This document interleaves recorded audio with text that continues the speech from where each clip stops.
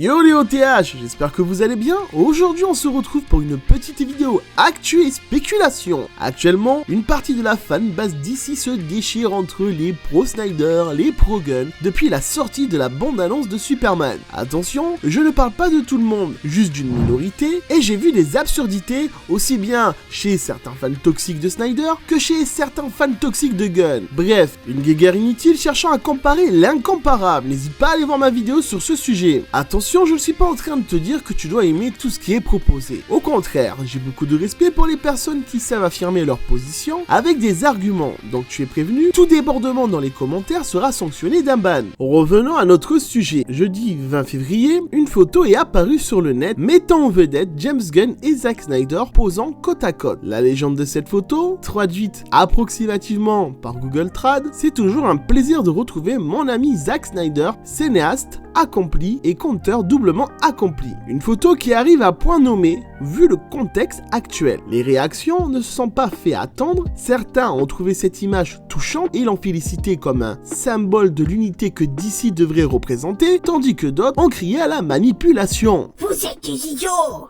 James Gunn fait ça pour sauver sa promo! Arrêtez de vous faire manipuler! Mais arrêtez, bordel! Bref, sans commentaire. Mais à vrai dire, ce n'est pas ça qui m'a le plus interpellé. Ce qui m'a vraiment intrigué, c'est l'endroit où cette photo a été prise, ce qui ressemble énormément à ce fameux chalet. Pas vrai mon petit Maxou? Ce lieu où James Gunn et son équipe créative se réunissent pour développer les futurs projets du DCU. Et si cette rencontre n'était pas juste une simple visite de courtoisie de la part de Zack Snyder? Attention, à partir d'ici, on part dans de la pure spéculation. Et si Zack Snyder réalisait un film pour DC? Oui, tu as bien entendu. Et si Zack Snyder réalisait un film pour DC? Qu'on aime ou pas son style, il reste un réalisateur influent dans ce domaine. Avoir un cinéaste de son calibre serait une véritable plus-value pour le studio. Mais la question, quel film pourrait-il réaliser? The Dark Knight Returns. Je sais ce que tu vas me dire, mais BVS s'inspire déjà énormément de cette œuvre. C'est vrai, mais Zack Snyder lui-même a toujours exprimé son souhait de réaliser une adaptation fidèle du chef-d'œuvre de Frank Miller. Son style correspondrait parfaitement à cette œuvre ambitieuse et incontournable. Bien sûr, ça serait un film Elseworld, ce qui lui donnerait la liberté créative nécessaire sans être bridé par les lignes directrices du DCU.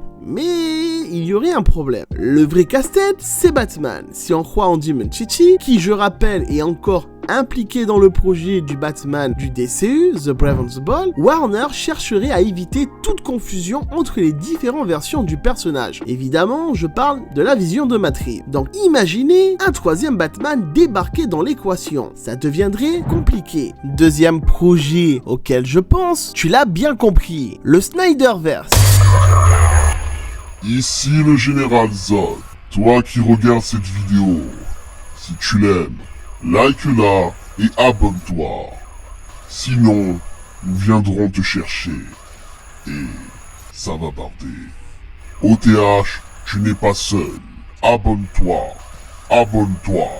Abonne-toi. Oula, c'est terrifiant. Bon, tu sais ce qu'il te reste à faire, hein?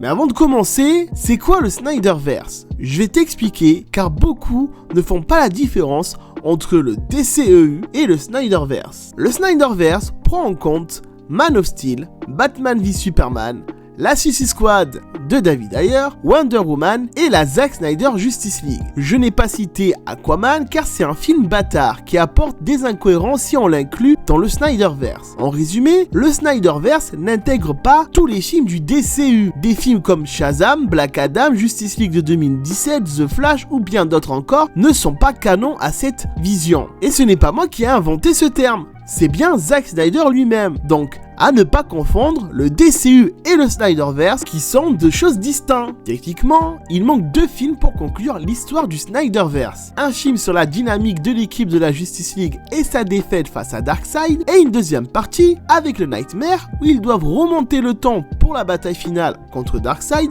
avec l'unité des hommes, des Amazones, des Atlantes pour sauver le monde. Bref, une épopée qui permettrait de conclure dignement cette saga. Et cela tombe bien comme genre d'histoire. James Gunn lui-même a déclaré accorder beaucoup d'importance au Elseworld. c'est-à-dire des films indépendants qui ne sont pas connectés à son DCU. Mais à part The Batman, il y a peu de projets en cours dans cette catégorie. Même Joker 2 n'est pas une production de DC Studios. Donc Justice League 2 et 3 seraient des films parfaits pour enrichir le catalogue Elseworld de DC. Mais plusieurs obstacles se dressent contre cette idée. Pourquoi le retour du Snyderverse est compliqué? DC Studios reconstruit son univers. James Gunn l'a dit, il regarde vers l'avenir par vers le passé. Relancer ses films au cinéma maintenant serait contradictoire avec leur projet de semi-reboot malgré leur statut d'Elseworld. Deuxième obstacle, les acteurs. Ben Affleck ou Gal Gadot pourraient certainement revenir avec Snyder. Mais j'ai du mal à voir Henry Cavill revenir en Superman après l'humiliation de son retour avorté. Une alternative, faire une série animée ou une série en live action. Mais le problème des acteurs resterait le même. Et en plus, ils vieillissent et sont engagés ailleurs. Cela dit, rien n'est impossible à Hollywood. Qui aurait imaginé le retour de Michael Keaton en Batman ou encore Tobey Maguire en Spider-Man et Hayden Christensen en Anakin Skywalker? On n'est jamais à l'abri d'une surprise. Un autre projet parfait pour Zack Snyder, The Authority. Tu as bien entendu, et voici pourquoi. The Authority